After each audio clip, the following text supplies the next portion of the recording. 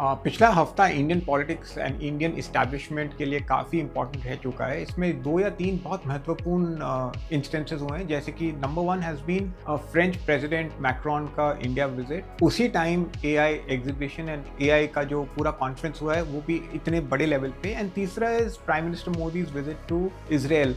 Literally ये सब केवल 7 या 8 दिनों के अंदर अंदर हुआ है, बट इसमें एक कॉमन थ्रेड ये है that between the French visit and the Israeli visit, the defence deals जो इंडिया का साइन कर रही है वो एक लेवल का एक नया ऑर्डर ही है। 114 रफाइल्स एक साइड पे एंड फिर $10 billion worth of drones and special missiles with Israel, including Iron Dome. What this shows is that India is preparing for the future and it is taking no chances in this build-up. So they have replaced the Russians, and in a way they have also replaced the Americans. So India is hedging its bets. It's procuring from France and it's procuring from Israel. But the beauty is that both of them provide India some phenomenal solutions when it comes to very advanced technology. And that, to my mind, has been the bedrock of the last 7 to 8 days.